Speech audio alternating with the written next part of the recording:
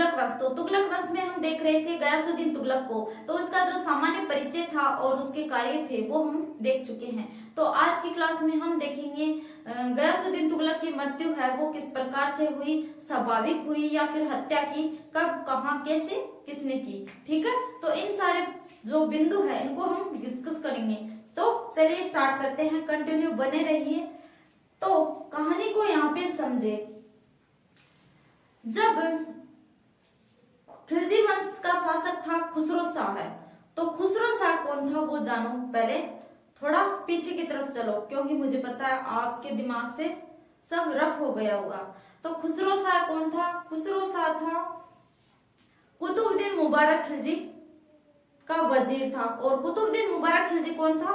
अलाउद्दीन खिलजी का बड़ा बेटा, जो कि मलिक काफूर की हत्या करके और शिहाबुद्दीन का खुद संरक्षक बन जाता है और दिल्ली पर शासन करता है। अब जो कुतुबुद्दीन मुबारक खिलजी है, इसका वजीर कौन है? खुसरो शाह। कुतुबुद्दीन मुबारक खिलजी की हत्या करके ये स्वयं बैठ जाता है दिल्ली की गद्दी पर, यानी कि एक दूसरे की हत्या करके सारे शासक है वो जो दिल्ली का तख्त ताज है उस पर बैठ रहे हैं।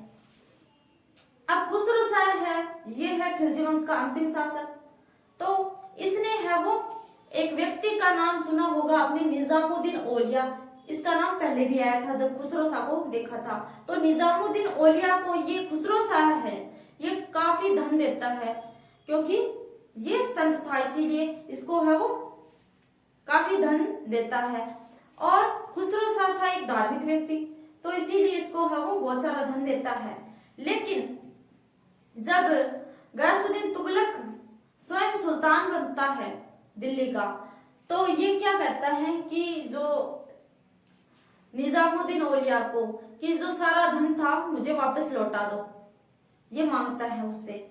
इसी दौरान है वो जो मंगोलों के आक्रमण से बचाव के लिए है वो गयासुद्दीन तुगलक एक है वो सुरक्षित किले का निर्माण करवा रहा था, प्राचीर से युक्त एक सुरक्षित किले का निर्माण करवा रहा था। ठीक है, तो यहाँ पे ये एक गयासुद्दीन तुगलक है वो एक किले का निर्माण करा रहा था दिल्ली के पास में। ठीक है, तो इसी समय निजामुद्दीन औलिया भी वही एक बावड़ी का निर्माण कर रहे थे, जहाँ पे जो श्रद्धालु थे वो रात को काम करते थे अपनी इच्छा से जो भी काम करते थे श्रद्धालु, वो रात को काम करते थे, वो रात को कार्य करते थे। श्रद्धालु भक्त जो भी यहाँ पे काम करना चाहे वो बिना पैसे के यहाँ पर काम करते थे रात को। ठीक है, अब देखो 1324 ईस्वी में गयासुद्दीन को अपने पुत्र जुन्ना खां के औलिया के शिष्य बनने की सूचना मिलती है। तो गयासुद्दीन तुगलक जब 1324 ईस्वी में बंगाल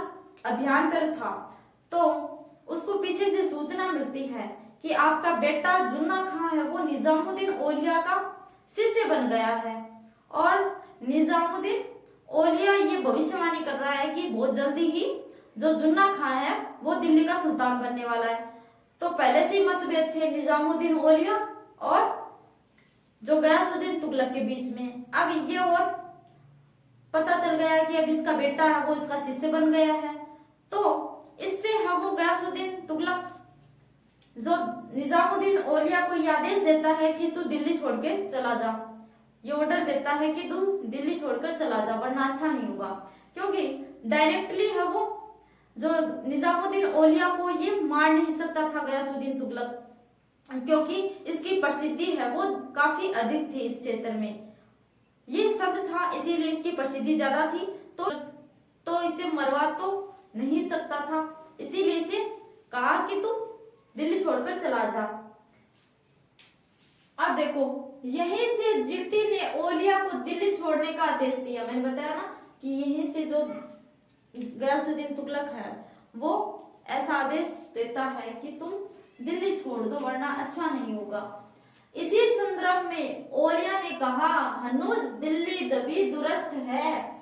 तो जब इस बात की सूचना है वो निजामुद्दीन औलिया को मिलती है कि गयासुद्दीन तुगलक हमें दिल्ली छोड़ने के लिए कह रहा है, तो जो निजामुद्दीन औलिया ऐसा बोलता है कि हनुज दिल्ली अभी दुरस्त है, मतलब कि दिल्ली काफी दूर है और आप कहाँ पे हो? बंगाल विजय पे, तो दिल्ली अभी दुरस्त है। ये ऐसा क्यों बोल रहा है वो देखो। अब देखो 1325 में बंगाल विजय के बाद, जब बंगाल को विजय करके जो गयासुद्दीन तुगलक लौटता है, वापस लौटते समय दिल्ली से कुछ दूर, मतलब दिल्ली पहुंचा नहीं अभी, दिल्ली से कुछ दूर जुन्ना खां द्वारा, जुन्ना खां कौन है, ये इसका बेटा है जो कि आगे चलकर मोहम्मद बिन तुगलक नाम से दिल्ली का सुल्तान बनेगा। सुल्तान के स्वागत के लिए बनाए गए लकड़ी के महल के गिर जाने से गयासुद्दीन तुगलक की मृत्यु हो गई। तो जब 1324 में बंगाल विजय अभियान था और 1325 में ये लौट रहा था, तो दिल्ली काफी दूर थी, तो उसके ठहरने के लिए है वो जो जुन्ना खां है इसका पुत्र, ये वो स्वागत के लिए एक लकड़ी का महल बनवाता है और उस महल के गिर जाने से जो गयासुद्दीन तुगलक है उसकी मृत्यु हो जाती है। तो कहते हैं कि इसकी मृत्यु है वो के पीछे जो षड्यंत्र था वो निजामुद्दीन औलिया का था, क्योंकि उसने कहा था कि हनूज दिल्ली अभी दुरस्त है और लकड़ी का महल बनाया गया था उसके ठहरने के लिए, किसके, गयासुद्दीन तुगलक के, क्योंकि वही राजा है वो एक दिन में ऐसा तो है नहीं कि हवाई जहाज से आ जाएगा सीधे दिल्ली, तो उसे काफी टाइम लगता है, तो उसे ठहरना भी पड़ता है हर जगह। तो इसका जो बेटा है वो अपने पिता के लिए है वो लकड़ी का महल बनवाता है और उस महल के गिर जाने से ही जो है वो मृत्यु हो जाती है। तो कहते हैं कि इस जो सारा षड्यंत्र है इसके पीछे है वो निजामुद्दीन औलिया का हाथ था। तो जो ये लकड़ी का महल है इसको बनाने वाला एक व्यक्ति था अहमद नियाज। इसको बताते हैं कि इस अहमद नियाज ने ही लकड़ी का महल बनवाया था। ठीक है, तो गयासुद्दीन की मृत्यु हो चुकी है, तो जो नेक्स्ट शासक बनेगा वो बनेगा जुन्ना खां, यानी कि जो मोहम्मद बिन तुगलक के नाम से। ठीक है।